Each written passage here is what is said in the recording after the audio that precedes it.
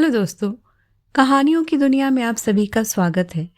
आज हम सुनेंगे पद्मश्री से सम्मानित लेखिका मालती जोशी जी द्वारा लिखी एक कहानी महकते रिश्ते। तो आइए सुनते हैं। Good morning madam. Morning doctor Bundela, आइए। आप ही की राह देख रही थी। कोई खास बात मैडम? भाइयों, मिसेज त्रिपाठी आ गई हैं। सोचती ही कल ऑपरेट कर ही डालें। तुम जरा इनिशियल चेकअप कर लो। कौन मिसेज त्रिपाठी मैडम? परसों तुम्हें पेपर्स नहीं दिखाए थे मैंने? तुम कह रही थी कि मोनोग्राफी रिपोर्ट पढ़कर तो मुझे गस्त आ रहा है। It is in interesting case, you know. Open करने पर हमें क्या क्या दिखाई देगा कहना मुश्किल है, इसलिए चाहती हूं कि कल तुम मेरे पास रहो। ऐसे ही तो सीखते हैं। लेकिन मैडम, क्या इस स्टेज में ऑपरेट करना ठीक होगा? क्या वे सस्टेन कर पाएंगी? तो दूसरा कोई चारा भी तो नहीं है। और जहां तक सस्टेन करने का प्रश्न है, मैंने उनके बेटों से साफ कह दिया है कि द चांसेज आर 50-50। और वे लोग मान गए। क्यों नहीं मानेंगे? बीमार बूढ़ी और अपाहिज माँ को घर में चाहता कौन है? वह तो परिवार पर बोझ होती है। लोग तो इंस्टेंट रिजल्ट चाहते हैं, इस पार या उस पार। अरे, तुमने इतना बुरा सा मुंह क्यों बना लिया? अभी नई नई हो इसलिए? जब मुझ जैसी सीजन्ड हो जाओगी ना, तब समझोगी कि मैं गलत नहीं कह रही थी। वैसे भी इस प्रोफेशन में ज्यादा भावुक होने से काम नहीं चलता। जाओ, अब जाकर पेशेंट का मुआयना कर लो। Prepare her mentally and physically, understand? Deluxe का रूम नंबर 5। कमरे का नंबर ही बता रहा था कि मैडम ने तगड़ा मुर्गा फांसा है। गलियारा पार करते हुए मेरा मन अश्रद्धा से भर उठा। ठीक है, इस प्रोफेशन में भावुक होने से काम नहीं चलता, पर क्या इतना ज्यादा प्रोफेशनल होना भी जरूरी है? साफ जाहिर है कि यह औरत मुश्किल से 4 महीने जिएगी। फिर यह ऑपरेशन का प्रपंच क्यों? क्या रोगी की पीड़ा से निजात दिलाने का कोई आसान तरीका नहीं हो सकता? और ऑपरेशन भी तो कोई गारंटी नहीं है। मैडम खुद ही कह रही थी कि 50-50 चांसेज है। एक अजीब सी मन स्थिति में मैंने कमरे में पांव रखा और एकदम चौंक कर पीछे हट गई। बड़े भैया आप? गुड़िया तू? हम दोनों ने लगभग एक साथ ही कहा और बुत बनकर खड़े हो गए। बड़े भैया ने ही वह सन्नाटा तोड़ा। तू यहाँ काम करती है? हाँ, अभी अभी ज्वाइन किया है, 2 महीने ही हुए हैं। नौकरी का क्या हुआ? छोड़ दी, बाहर भेज रहे थे। मैंने अनमने ढंग से उत्तर दिया और पलंग की ओर देखा। ओ माँ, सफेद चादर के नीचे ये जो हड्डियों का ढांचा पड़ा है, वह क्या बड़ी माँ है? वह 5.5 फुट का उनका लंबा चौड़ा डील डॉल क्या हुआ? कौन है? एक छीन स्वर उभरा। अम्मा, देखो तो कौन है? छुट्टन चाचा की गुड़िया है, यहीं काम करती है। अच्छा, डॉक्टर है न तू गुड़िया? जरा इधर मेरे पास तो आ बिटिया, कब से तुझे आंख भर कर देखा भी नहीं है। मैं चुपचाप जाकर पलंग की पार्टी पर बैठ गई। उस क्षण में सिर्फ गुड़िया थी। डॉक्टर जयश्री बुंदेला MS कहीं खो गई थी। अम्मा, अब तुम सारी चिंता छोड़ दो। अब तो अपनी गुड़िया है यहाँ, वह सब संभाल लेगी। हाँ बेटा, अब चिंता काहे की? अब तो मेरी बिटिया मुझे मिनटों में चंगा कर देगी। इतनी सी बात कहते हुए भी वे हाँफ गई। मैंने उनके सिर पर हौले से हाथ फेरा, औपचारिक से 2 जुमले कहे और केस पेपर बगल में दबाए वहां से उठाई। चेकअप करने का मुझे हौसला ही न रहा। मुझे मालूम था बड़े भैया गलियारे में काफी दूर तक मेरे पीछे चले आए थे, पर मैंने जानबूझकर मुड़कर नहीं देखा। वे क्या पूछेंगे मुझे मालूम था। पर मैं मैडम अवस्थी की तरह स्पष्ट उत्तर नहीं दे सकती थी। मैंने इंटरकॉम पर मैडम से सिर दर्द का बहाना किया और अपनी टीवीएस निकालकर सीधी सड़क पर चली आई। नर्सिंग होम के गेट से बाहर जाने के बाद ही मैं खुलकर सांस ले सकी। मन इतना अशांत था कि मैं दिशा ज्ञान से शून्य होकर ही गाड़ी चला रही थी। पर जब पापा के यहाँ आकर रुकी तो मैं समझ गई कि मैं भ्रमित थी। पर मेरे अंतर मन की प्रेरणा सही काम कर रही थी। इस समय मुझे और कहाँ जाना था। रोता हुआ बच्चा माँ की गोद में आकर ही तो मुँह छिपाता है, लेकिन माँ तो खुद ही रो पड़ी। सारा किस्सा सुनकर एकदम व्याकुल हो उठी वे। जिज्जी इतनी बीमार चल रही हैं और हमें किसी ने खबर तक न की। गुड़िया, आज मुझे अपने साथ तो ले चल, मैं सुरेश की ऐसी खबर लूंगी। कोई जरूरत नहीं है, पापा गुर्राए। क्यों जरूरत क्यों नहीं है? यह तो संयोग की बात है कि वे लोग गुड़िया के नर्सिंग होम में आए हैं, नहीं तो हमें पता नहीं कब खबर लगती। पापा एकदम उबल पड़े। संयोग वगैरह सब बकवास है। वे जानबूझकर यहाँ लाए होंगे ताकि कुछ बचत हो जाए। पर बेटे, बिल्कुल भी रियायत करने की जरूरत नहीं है। सुरेश पैसों में खेल रहा है आजकल। मैं तो कहता हूं दुगना बिल बनाओ। ओफो, रिलैक्स पापा, आप क्यों अपना बीपी बढ़ा रहे हैं? मुझे इस नाटकबाजी से नफरत है। लेकिन इसमें नाटकबाजी क्या है पापा? नर्सिंग होम क्या मेरे नाम से चलता है? वह तो डॉक्टर अवस्थी अपने क्लिनिक से पेशेंट घेर कर ले आती हैं। हम तो ऑपरेशन टेबल पर उनकी सूरत पहली बार देखते हैं, और बड़े भैया को तो शायद मेरा नाम भी याद नहीं होगा, न नया न पुराना। वे तो बस गुड़िया को जानते हैं। अब मुझे ही लीजिए, पूरी केस हिस्ट्री पढ़ गई, पर यह पता नहीं चला कि यह राज किशोरी त्रिपाठी। चुप कर, माँ झल्लाई। बड़ों का नाम इस तरह लेते हैं? ओफो माँ, मैं तो सिर्फ यह बताने की कोशिश कर रही हूँ कि कागज पर चलने वाले नाम और होते हैं। खैर, नाम की बात तो जाने दो। अगर आज बड़े भैया कमरे में ना होते तो मैं बड़ी माँ को देखकर भी नहीं पहचान पाती। इतनी दुबली हो गई है कि तुम कल्पना नहीं कर सकती। वे लोग तो तुम्हें पहचान गए हैं ना? अब इस बात का खूब ढिंढोरा पीटेंगे। शादी में तो एक जन भी झांकने को नहीं आया, पर अब सबका प्यार उमड़ पड़ेगा। प्लीज पापा। पापा को चुप कराना भी एक समस्या है। ताऊ जी के परिवार के प्रति तो उनका खास आक्रोश है। मेरे अंतरजातीय विवाह का सबने बायकॉट किया था। इस बात को वे भूल नहीं सकेंगे। मन से या बेमन से उन्होंने भाई के चारों बच्चों की शादी में शिरकत की, यथाशक्ति सहायता भी की थी, पर उनकी इकलौती बेटी की शादी में सब लोग ठेंगा दिखा गए। इस अपराध को वे कभी क्षमा नहीं कर सकते। उन लोगों को जरा भी लिफ्ट देने की जरूरत नहीं है, समझी? जो काम कायदे से होगा करना। पापा का भाषण जारी ही था। उन्हें थोड़ा अनसुना करते हुए मैंने माँ से कहा, मैं कल छुट्टी ले लूँ माँ? मुझे बहुत डर लग रहा है, कहीं कुछ उल्टा सीधा हो गया ना। माँ ने डपट दिया, उल्टा सीधा क्यों होगा? इतने दिन कॉलेज में क्या घास छीलती रही? और छुट्टी लोगी तो क्या अच्छा लगेगा? अपने लोग होते किस लिए हैं? फिर भी छुट्टी लेने का तो मैं पक्का इरादा कर चुकी थी। उसके लिए केवल एक नैतिक समर्थन चाहती थी। माँ के यहाँ बात न बनी तो मैंने घर आकर खाने की टेबल पर अपनी रामायण छेड़ दी। अजय ने शांति से सब कुछ सुन लिया। फिर कहा, darling, you should behave as a doctor.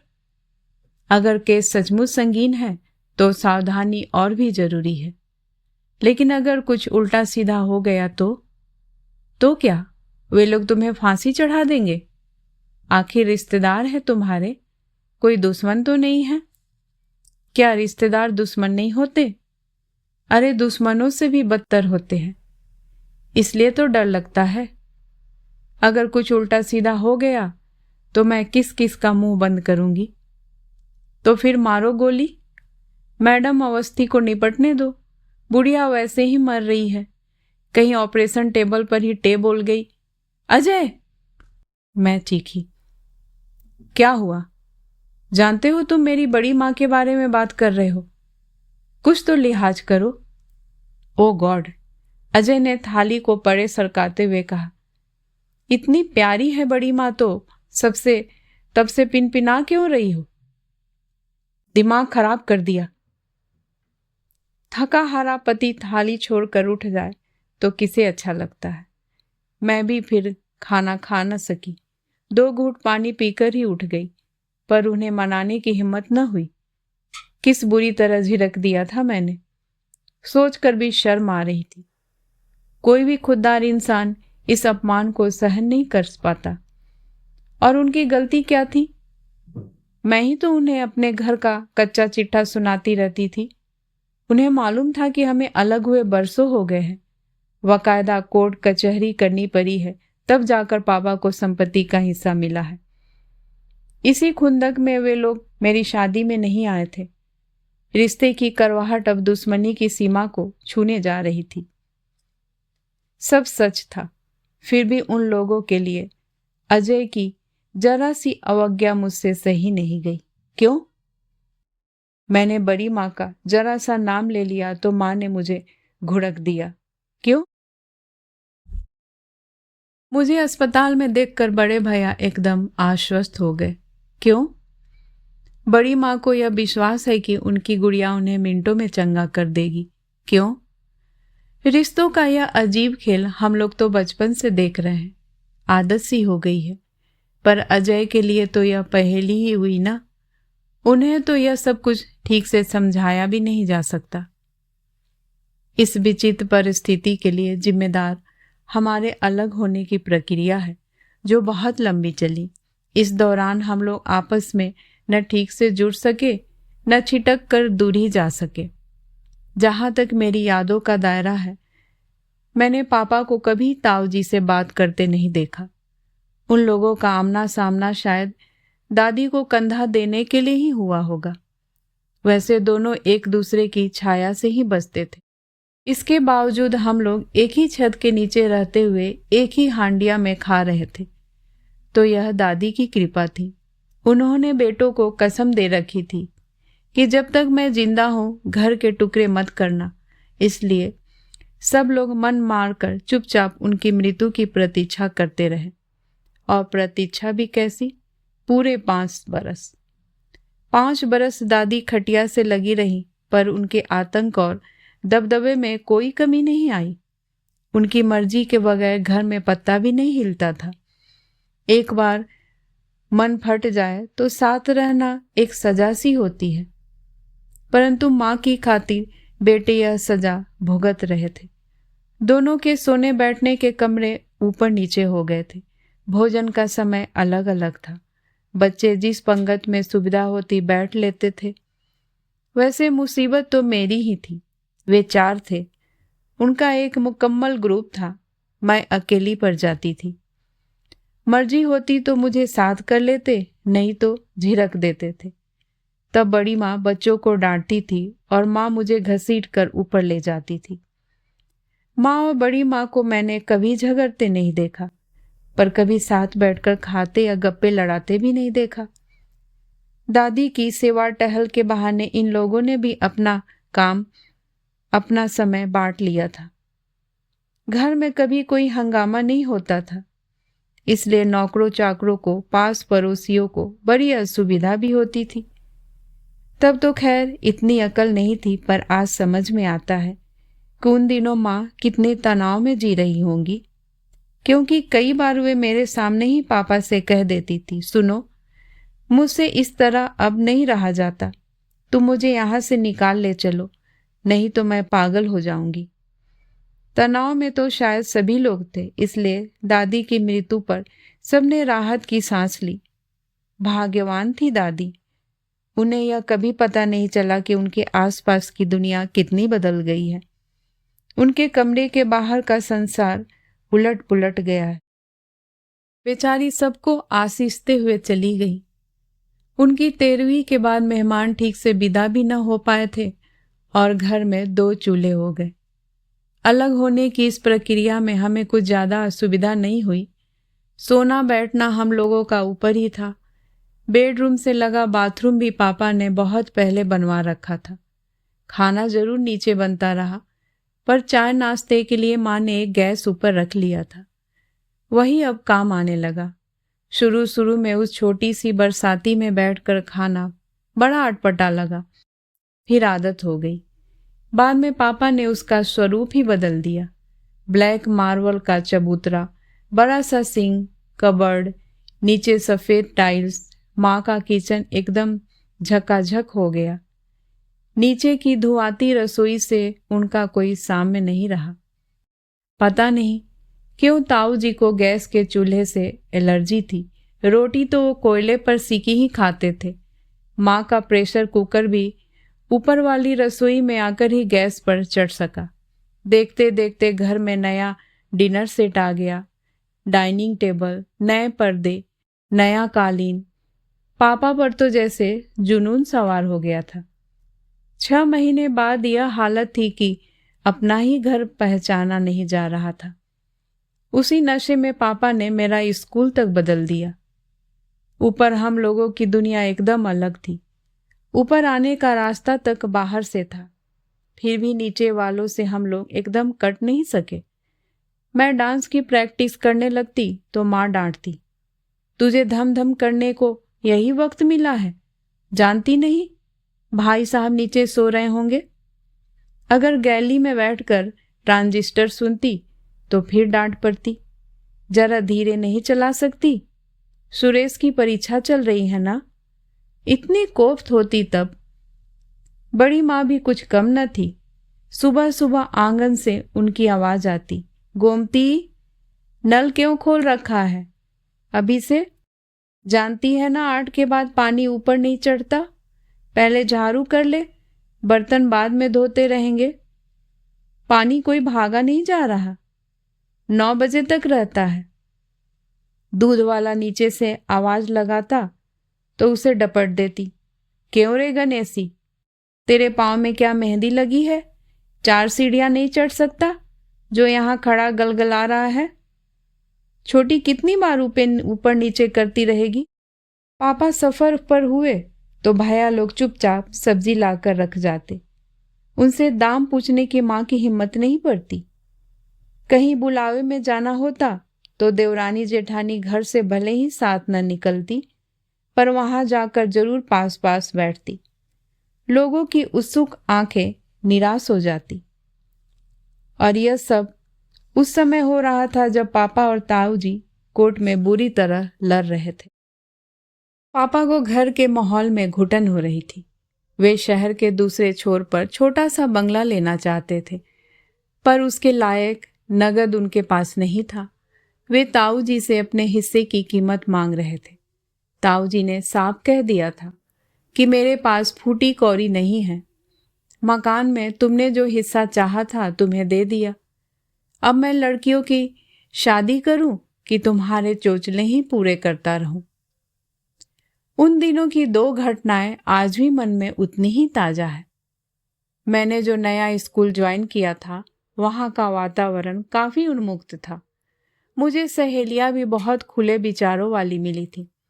पहले वाले स्कूल में तो दीदी लोगों के रौब में रहना पड़ता था, उन्हीं के साथ आना जाना पड़ता था। नए स्कूल में मैं आजाद परिंदे की तरह विचरण करती थी। अब शैतानी करते हुए यह डर नहीं रहता था कि घर पर कोई चुगली कर देगा। स्कूल में तो शरारत चलती ही थी। हमारा ग्रुप तो सड़क पर भी मस्ती करता था। एक दिन सहेलियों ने चाट खाने का प्रोग्राम बना डाला। बाहर खाने की आदत मुझे नहीं के बराबर थी। ऊपर वाले हिस्से में बसने के बाद ही 2-4 बार पापा के साथ होटल में जाना हुआ था। सड़क पर खड़े होकर चाट खाने का यह मेरा पहला अनुभव था। पर कहावत है ना कि सर मुड़ाते ही ओले पड़े। मैंने गोलगप्पा बमुश्किल तमाम मुंह में डाला ही था कि पीछे से करकती हुई आवाज आई, गुड़िया ये क्या हो रहा है? मुझे काटो तो खून नहीं। बिना पीछे देखे भी मैं समझ गई कि यह बड़े भैया की आवाज है। मैं दम साधे चुपचाप खड़ी हो गई। सभी लड़कियां हतप्रभ थी। चलो दफा हो जाओ यहां से और सीधे घर जाओगी, समझी? दूसरा आदेश आया। उसके बाद वहां रुकने का सवाल ही नहीं उठता था। चुपचाप घर की राह ली। अपमान से मेरे आंसू निकल आए। सिर उठाकर सखियों से आंख मिलाते हुए शर्म आ रही थी। वे सभी मेरे साथ चल पड़ी थी, क्योंकि मजा तो सबका ही किरकिरा हो गया। ये कौन थे? एक ने पूछा।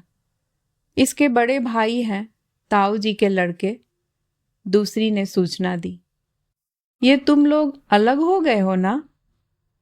तीसरी ने ज्ञान बघारा। फिर ये इतना रौब क्यों झाड़ रहे थे? घर पहुंचकर मैंने यही बात ठीक इन्हीं शब्दों में मां से जाकर कही। जवाब में वो करारा झापर मिला कि उसकी झंझनाहट मैं आज भी महसूस कर सकती हूँ। दूसरा प्रसंग मेरे पीएमटी के रिजल्ट का था। पढ़ाई में वैसे मैं हमेशा से अच्छी थी, पर इस बार तो मेरिट में आ गई थी। छठा नाम मेरा। पापा तो जैसे खुशी से पागल हो गए थे। बेटा न होने का मलाल उन्हें अगर कभी रहा भी होगा तो उन्होंने कभी मुझ पर जाहिर नहीं किया। अपनी सारी आशा आकांक्षाएं उन्होंने मुझ पर केंद्रित कर दी थी। उन्होंने मुझे हर वह सुविधा दी जो वे दे सकते थे। मेरी हर जिद को यथासंभव पूरा किया। इस लार प्यार को लेकर अक्सर माँ से उनकी जंग भी छिड़ जाती थी। इसलिए रिजल्ट देखते ही उनका खुशी से नाच उठना एकदम स्वाभाविक था। मुझे चूम कर बोले, चलो बेटे फटाफट तैयार हो जाओ। हमने वादा किया था कि तुम मेडिकल कॉलेज अपनी गाड़ी से जाओगी, तो चलो तुम्हें एक फर्स्ट क्लास लूना दिलवा देते हैं। आते हुए ब्रिजवासी के यहाँ ऑर्डर भी देते आएंगे। पूरे मोहल्ले में मिठाई बांटूंगा। और हाँ, तुम अपनी सहेलियों की एक लिस्ट भी बनाकर रखना। एक धमाकेदार पार्टी देते हैं। हम लोग जब निकल रहे थे तो माँ ने रास्ता रोक कर कहा, सुनो, जा ही रहे हो तो गाड़ी भर ले आना। अभी मिठाई लाने की जरूरत नहीं है। क्यों? महेश शायद इस बार भी रह गया है। बेचारे का तीसरा चांस था। भाई साहब नीचे बहुत मायूस हो रहे थे। पता नहीं बेचारे को अब और एक मौका भी देंगे कि नहीं। यह तो होना ही था। साल भर आप खेलते रहे और सोचे कि हम पास हो जाएंगे, तो संभव थोड़े ही है भाई। दोनों काम एक साथ नहीं हो सकते। बीएमटी कोई क्रिकेट थोड़ी ही है कि उठाया बल्ला और लगा दिया छक्का। दिन रात एक करना पड़ता है। अपनी बिटिया को देख लो, कैसी सूख कर कांटा हो रही है। ओफो, आप जरा धीरे नहीं बोल सकते? क्यों धीरे क्यों बोलूं? मैं कोई गलत कह रहा हूं? और तुम कैसा न्याय कर रही हो? जिसने साल भर पढ़ाई नहीं की उसका मातम मना रही हो, और जिसने पूरे खानदान का नाम रोशन किया है उसकी खुशी की तुम्हें कोई परवाह नहीं है। तो खुशी पर कौन सी बंदिश लगा रही हूं मैं? गाड़ी लेने जा रहे हो, चाहो तो इसकी सहेलियों को होटल में खिला पिला देना, पर घर पर मैं कोई हंगामा नहीं करने दूंगी। पापा बहुत कुरमुराए, पर माँ के आगे उनकी एक न चली। झूठ क्यों बोलूं, मन तो मेरा भी खफा हो गया था।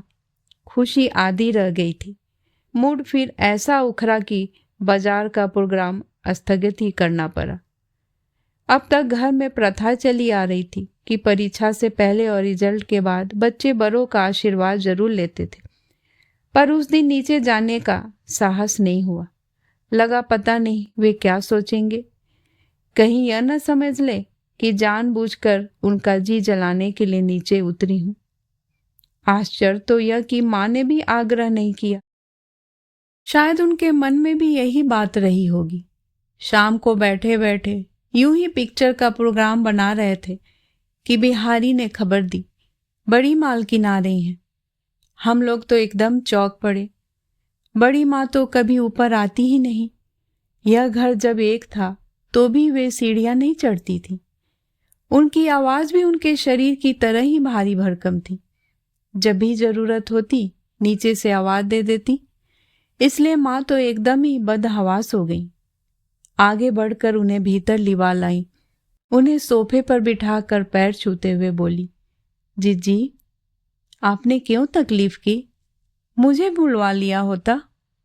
तुम बड़े लोग हो भाई, तुम्हें कैसे बुलवाते? बड़ी माँ हाँफते हुए बोली, लो यह प्रसाद लो। और उन्होंने लड्डुओं से भरा कटोरदान हमारे सामने रख दिया। शायद आंचल में छुपा कर लाई थी। हमने एक दूसरे की ओर देखा तो क्या महेश भैया, आखिर माँ से रहा नहीं गया, पूछ ही लिया, जीजी प्रसाद काहे का है? अरे मेरी बिटिया मेडिकल में चुन ली गई है ना, वो क्या कहते हैं, मेरिट लिस्ट में नंबर आया है ना, उसी की मिठाई बांट रही हूं। लो तुम भी मुंह मीठा कर लो। हम लोगों ने शर्म से गर्दन झुका ली। माँ ने मुझे हल्का सा इशारा किया तो मैंने झट से उनके पैर छू लिए। मेरा माथा चूमते हुए बड़ी माँ बोली, छोटी तुम लोग तो एकदम अंग्रेज हो गए हो। घर में इतनी बड़ी खुशी हो गई पर कुल देवता 5 पैसे की मिश्री का भोग भी न पा सके। तुम लोगों को तो सब सुहाता है भाई, पर मैं तो बड़ी हूं ना, मुझे तो ऊंच नीच देखनी पड़ती है। जीजी, माँ ने सिर झुकाए ही कहा, दरअसल महेश के रिजल्ट से मन इतना खराब हो गया था। अरे वाह, यह कोई बात हुई? जो पढ़ेगा नहीं वह तो फेल होगा ही। उसके लिए क्या हम अपनी गुड़िया की खुशी न मनाएंगे? अरे अपने पूरे खानदान में आज तक कोई डॉक्टर नहीं बना, ये पहली 30 मार खा है। बड़ी माँ ने प्यार से मेरे गाल थपथपाते हुए कहा, अरे जीजी इसकी क्या खुशी मनाए? डॉक्टर बनेगी और अपने घर का रास्ता नापेगी। खर्च हम करेंगे, नाम किसी और का चलेगा। हाँ, लड़का डॉक्टर बनता तो अपने घर में रहता। अरे कहीं जाए, कोई भी नाम ले ले, कहलाएगी तो हमारी ही बिटिया। क्यों गुड़िया?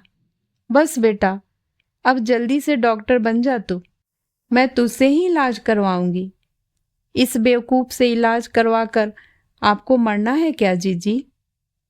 अरे मरना ही होगा तो अपनी बिटिया के हाथों मरूंगी, समझी? उन कसाईयों को जस क्यों दूंगी? अब याद आ रहा है, वह विश्वास, वह प्यार आज भी वैसा ही बना हुआ है। और इस बीच कितने तूफान गुजर गए। पापा मुकदमा जीत गए थे। ताऊ जी को मजबूर होकर ऊपर वाला मकान गिरवी रखना पड़ा, तभी पापा को पैसे दे सके। उन पैसों से पापा ने नगर के दूसरे छोर पर एक बंगला खरीदा था। अरसे बाद हम लोगों ने खुलकर सांस ली थी। ताऊ जी गृह प्रवेश पर भी नहीं आए थे।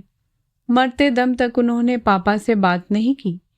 औरों से भी धीरे धीरे संपर्क कटने लगा। सड़कों की दूरी मन को भी व्याप्त गई। रिश्तों की डोर खींचती ही चली गई।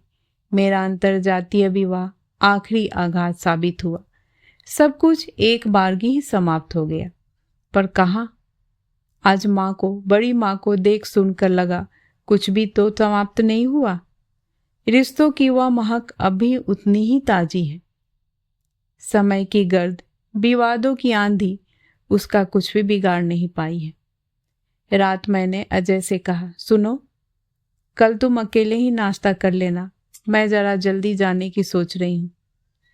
दोपहर की झड़प के बाद यह हमारी पहली बातचीत थी। शाम को वे बिना कुछ कहे क्लिनिक चले गए थे।